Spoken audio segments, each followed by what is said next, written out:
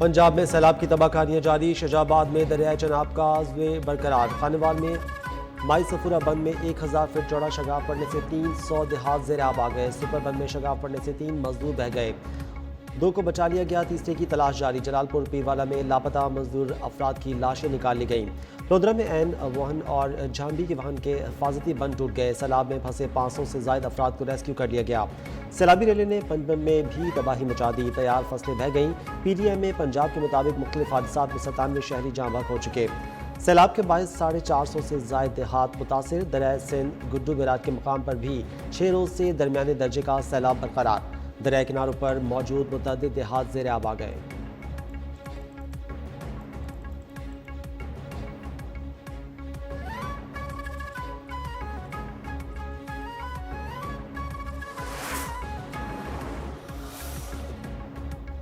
حکومت کا سیلاب متاثرین کو بجلی بلوں میں 1 ماہ کی استثنا دینے پر غور، وزیر اعظم شہباز شریف نے وزارت خزانہ کو IMF سے رابطہ کرنے کی ہدایت کر دی، کہا وزارت خزانہ IMF کے ساتھ ممکنہ ریلیف پر بات چیت کرے، شہریوں یا دیہات ریلیف پورے پاکستان کے سیلاب زدہ علاقوں میں دیا جائے گا۔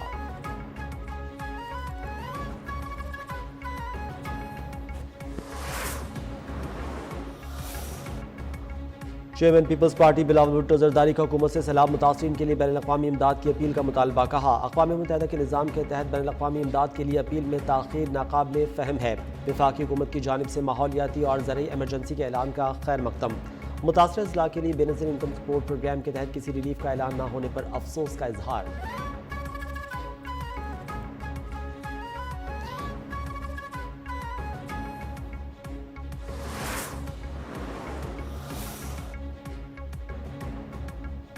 وزیر اعلیٰ پنجاب کا رحیم یار خان کے سیلاب متاثرہ علاقوں کا دورہ، بچوں کے لیے قائم عارضی اسکول بھی گئیں، بچوں کو گود میں اٹھایا، اپنے ہاتھ سے پانی بھی پلایا، تحائف تقسیم کیے، سیلاب متاثرین کو امدادی رقوم کے چیک دیے، امدادی کارروائیوں میں مصروف ریسکیو اہلکاروں کو شاباشی دی، لیاقت پور میں بھی سیلاب متاثرین سے گفتگو، ہر ممکن تعاون کی یقین دہانی، بولی آپ نے فکر نہیں کرنی، جو نقصان ہوا پانی اتر جائے تو پورا کریں گے۔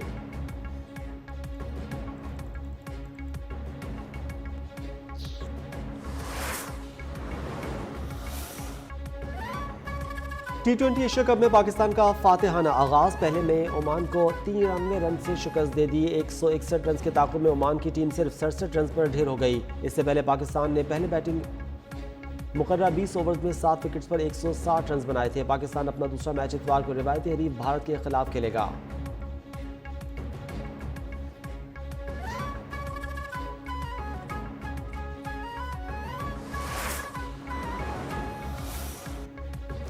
سیکیورٹی فورسز کا مستنگ میں خفیہ اطلاع پر آپریشن، ISPR کے مطابق فائرنگ کے تبادلے میں بھارتی اسپانسر ڈسچارج دہشت گرد ہلاک، ہتھیار اور دھماکہ خیز مواد برآمد، دہشت گرد متعدد کارروائیوں میں ملوث تھے، سیکیورٹی فورسز کا ممکنہ طور پر موجودہ دہشت گردوں کے خاتمے کے لیے کلیئرنس آپریشن،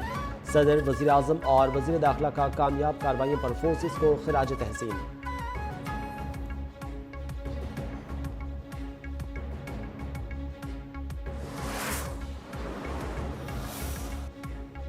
حکومت 26ویں ترمیم کے بعد بھی مضبوط نہیں ہو سکی، یہ حکومت آکسیجن پر ہے، اس کے پاس عوامی مینڈیٹ نہیں ہے، -1 فارمولا ممکن نہیں، چیئرمین PTI بیرسٹر گوہر کی سرگودہ میں سیلاب متاثرہ اضلاع کے دورے کے بعد میڈیا سے گفتگو، کہا بانی اپنی رہائی کے لیے کسی قسم کے مذاکرات یا ڈائیلاگ نہیں کر رہے۔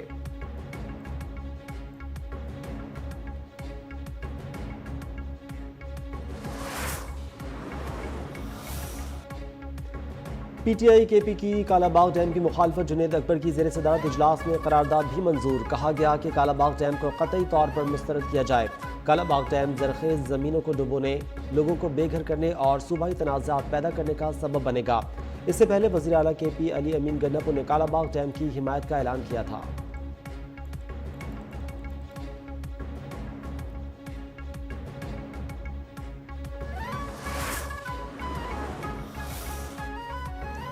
پاسپورٹ بلاک ہونے کا معاملہ، وزیر اعلیٰ علی امین گنڈاپور نے پشاور ہائی کورٹ میں درخواست دائر کر دی، موقف اختیار کیا کہ وہ صوبے کے چیف ایگزیکٹو ہیں لیکن ان کا پاسپورٹ بلاک ہے، نام ECL سے نکالا جائے، درخواست جلد سماعت کے لیے مقرر کرنے کی بھی استدعا۔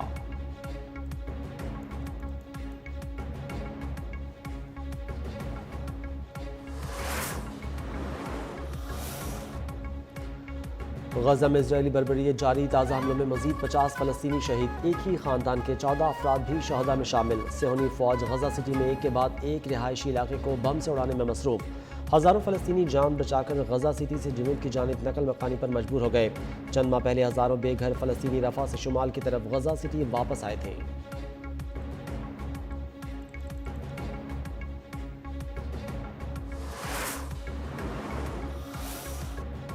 اور لیجنڈری مزاحیہ اداکار لہری کو دنیا سے رخصت ہوئے 13 برس بیت گئے، مگر وہ اپنی لازوال اداکاری اور بے ساختہ جملوں کے باعث آج بھی مداحوں کے دلوں میں زندہ ہیں۔